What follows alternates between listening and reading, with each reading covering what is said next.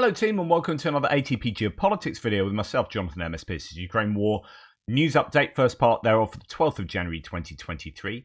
I've just done a short update video on what's taking place in the Red Sea, or at least trying to explain it in terms of economics rather than in the way that many people are trying to claim that it is somehow a defense of the Israeli genocide in Palestine and so on and so forth. You know, it's not that. Those are two separate issues, and that's what that video hopes to set out. Anyway, on to Ukraine, and we'll start with the Ukrainian General Staff figures for the Russian losses for the day before. All the usual caveats apply, of course, to these claims, and you can find them in the description to the video below. 840 personnel lost is another high number, well, the same as yesterday. 800, 840, and then 840. We are seeing it up around that level. Those are high numbers, if not the highest. We have seen 1,380 as the highest, which is a phenomenal number to lose in a day. 840 is still a really high loss rate for the Russians.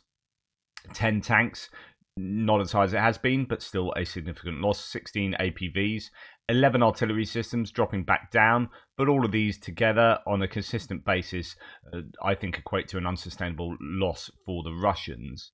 We have seen it truly unsustainable, but just not at the moment in terms of artillery pieces, at least. One anti-aircraft warfare system, 16 vehicles and fuel tanks, 2 pieces of special equipment. I don't think, although it says one drone now, I don't think we've seen Shaheeds now. I think Shaheed trackers said last night there were no Shaheeds sent. That's 3 days in a row, I think.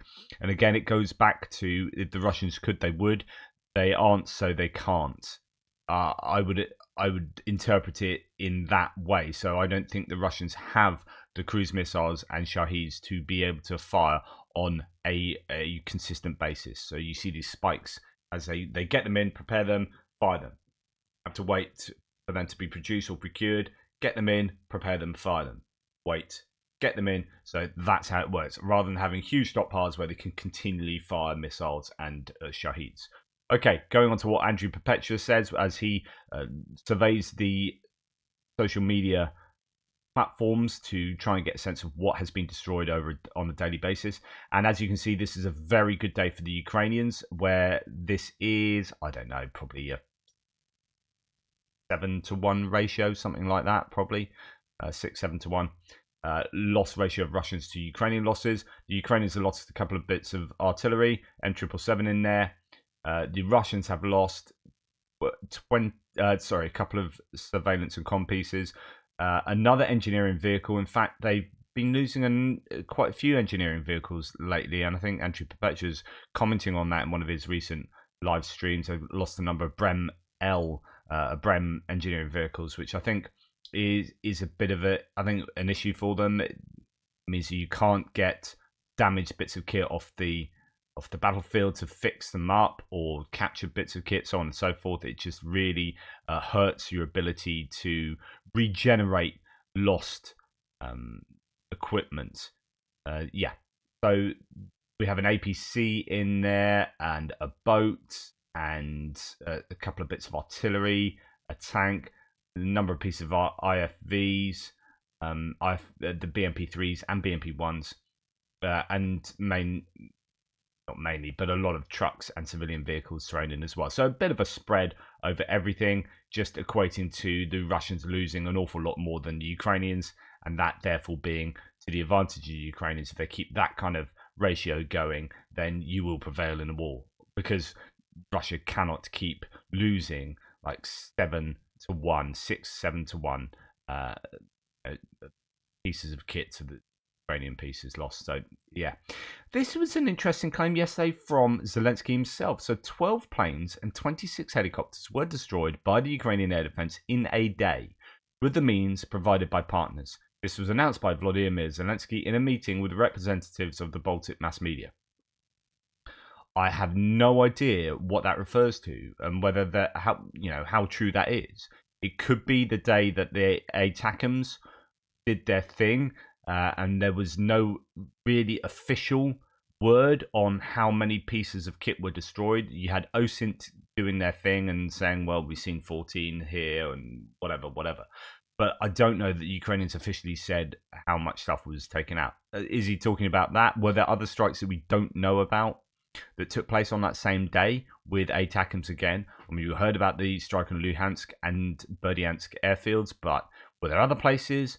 It's difficult to know. But, this is either propaganda that is just an outright falsehood, or he's telling us things that we were otherwise unaware of. Yeah, interesting. And of course, if that's true, that's massive. Absolutely massive.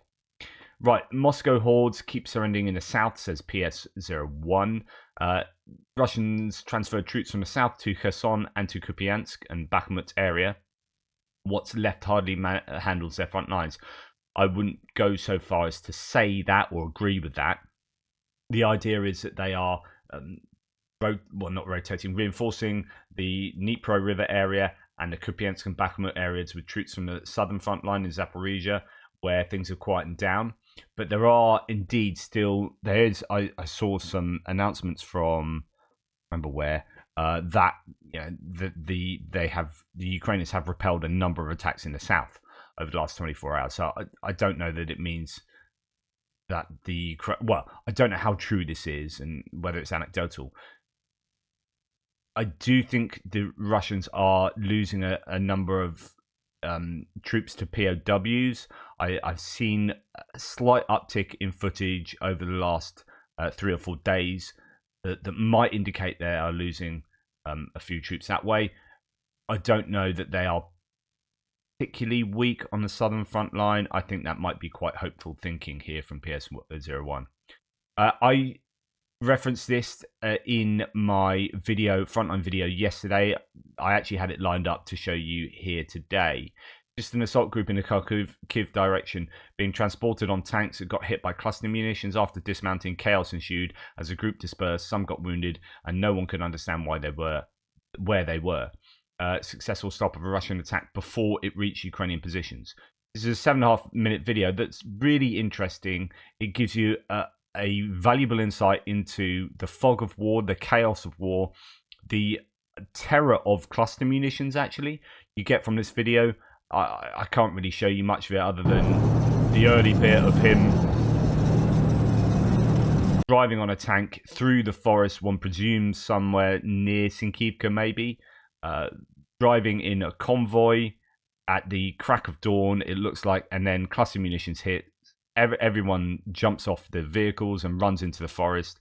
They don't know where they are. People are shooting all over the shop. People are injured. It's pretty hardcore. There's nothing graphic about it, but it just gives you a sense of what's going on and the noises and the chaos. And when you don't have good comms, who are you? Where are you running from and to? Do you know where my mate Uho is?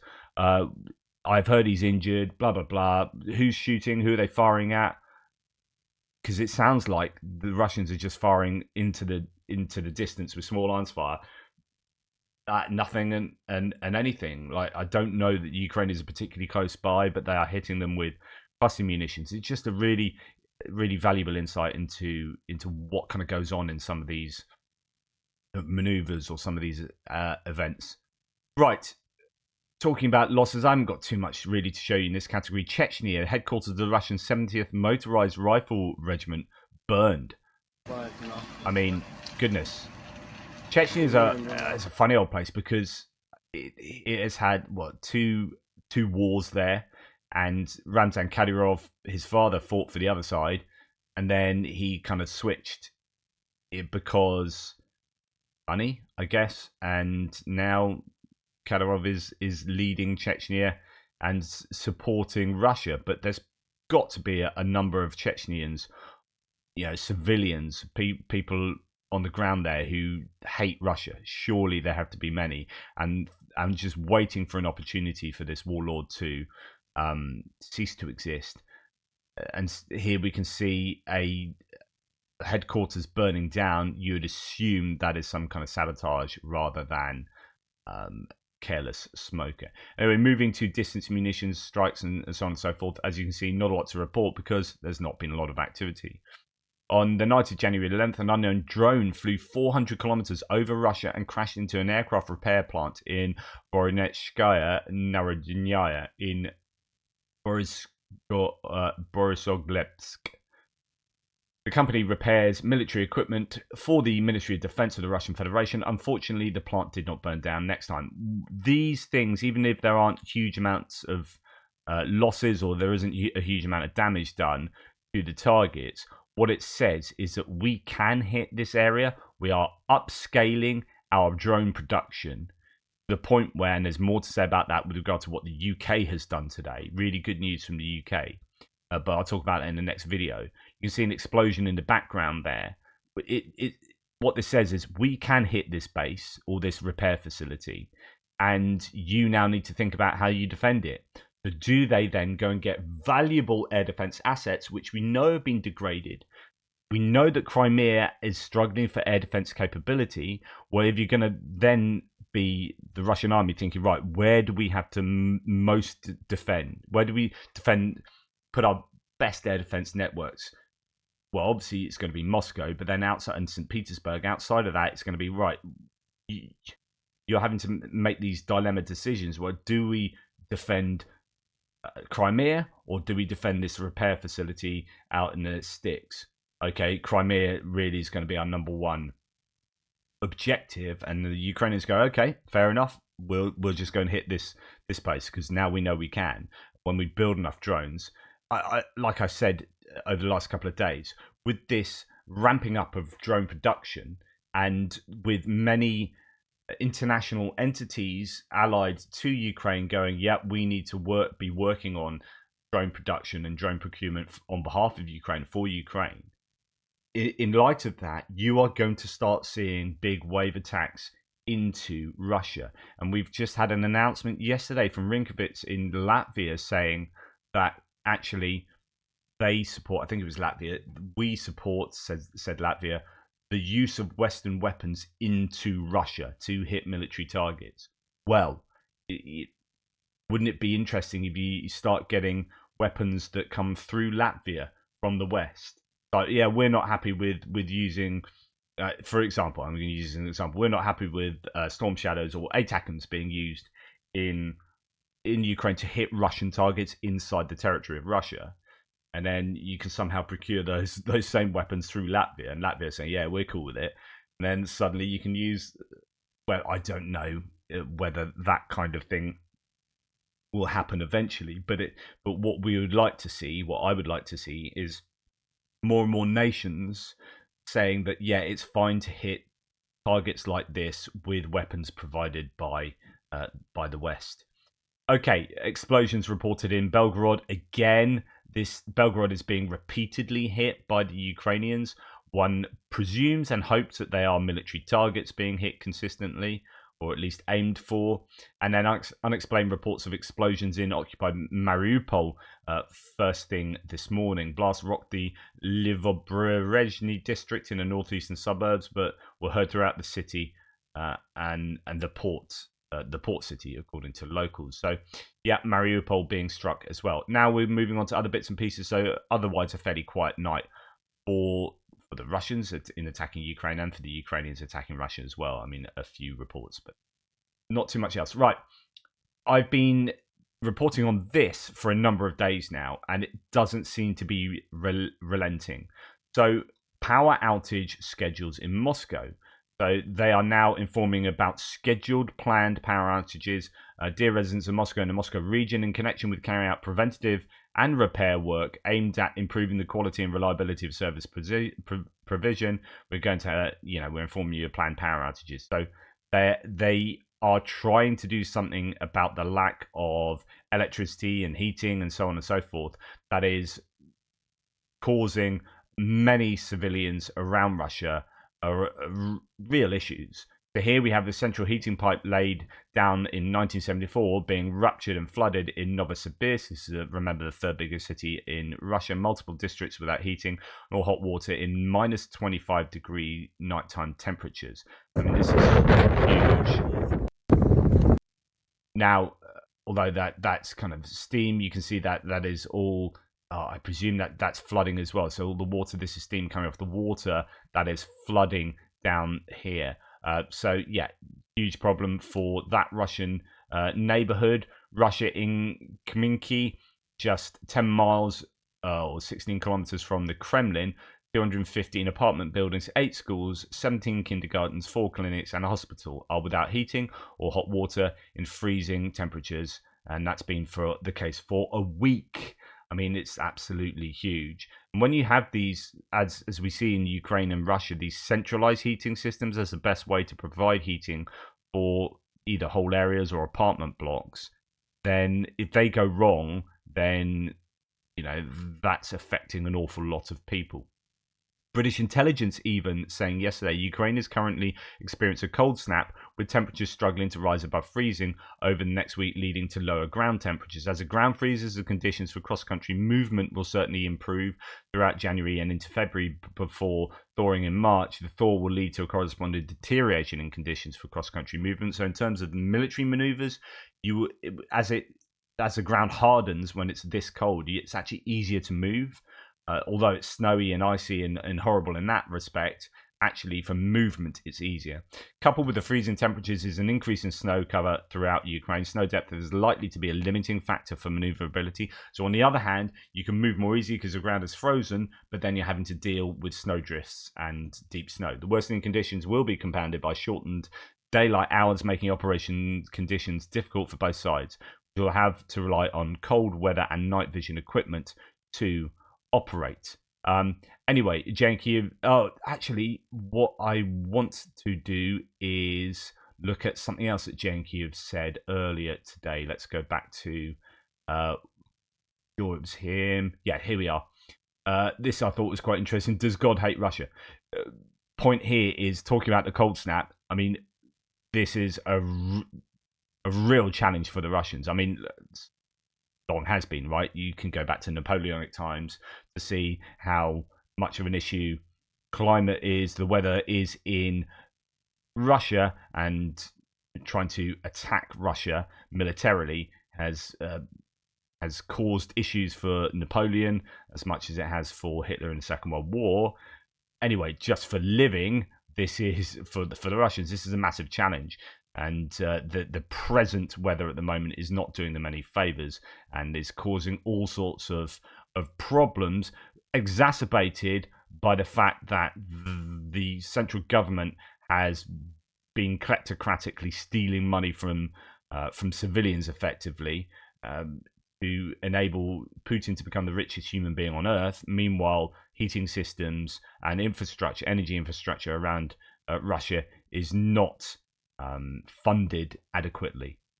Now, as his barbaric slaves nod in agreement, Putin tells the filthy barbarians, says Jay and Kiev, so he's obviously some strong rhetoric from him, that the egg shortage and high prices are because Russians are now just too damn rich. So the richest man in the world then says, hey, the reason why you guys are paying too much for your eggs and there are these queues outside egg vans and whatnot, is because actually you're all too rich. Russians are just too well off, and so because we're so well off, we're paying more for eggs. It's like, the inflationary pressures from that. It could be that wage price spiral, etc. Like, really, and at the same time, given the kind of egg stories that have been coming out recently, and the lack of eggs in Russia, the hike of prices, and then Russia having to go to Turkey and Azerbaijan to import eggs on the quick. 20% of chicken eggs from the first batch of imports to the Russian Federation from Turkey and Azerbaijan may be infected with bird flu, salmonella, and botulism. Quote, Roselkosnadzor appealed to everyone who has used products containing eggs to immediately donate blood for appropriate tests. The entire batch of edible eggs, which was imported on January the 3rd through the Iran Kazmalya checkpoint from Turkey to the amount of 19.36 tons, so 316,800 eggs, for further sale on the territory of Russia is subject to seizure. I mean, goodness me, could it get any worse? Oh, well, yeah, it can, obviously, but it's didn't write this stuff. Okay, now to go back to Scott Ritter. Now, If you had any doubts about the moral caliber of this prize wingnut, then now's your time to shed those doubts. If you read this, worth remembering that Kadyrov's father was a separatist leader who wanted freedom from Russia, but suddenly switched sides, presumably when a load of money was offered. Now, as Francis Scar says here, I imagine this will offend a lot of people in the US. Still, in Russia, Scott Ritter has given Ramzan Kadyrov a US Marine Corps combat knife with his name and Akhmat Sila, a phrase used as part of the Chechen personality cult of Kadyrov's father, engraved on the leather sheath. You have Scott Ritter giving an oppressive warlord a gift as he schmaltzes and cozies up to the man in Chechnya, which is effectively occupied by Russia, with the warlord doing the bidding of the Kremlin. And at the beginning of the war, people are like, oh, you should listen to Scott Ritter more. Oh, he's objective, he's neutral. Yeah, he's telling you the truth about what's going on. Forward wind 2 years, and the guy is just a Kremlin mouthpiece. Here is evidence of that. Anyway, to finish, meanwhile in Russia, conversations between doctors and patients will be wiretapped by the government, I guess, just in case someone says, I'm sick of this war. This is part of my new segment. It's an ongoing segment. By giving it the name, it's like, this is what liberty looks like. Segment, this is what liberty looks like. Meanwhile in Russia, Moscow clinics will introduce wiretapping of conversations between doctors and patients, according to their own media outlet buzzer. This is what liberty looks like. Anyway, thanks for watching. Please like, subscribe, and share. Really appreciate all your support. Take care, and I'll speak to you soon in the next video.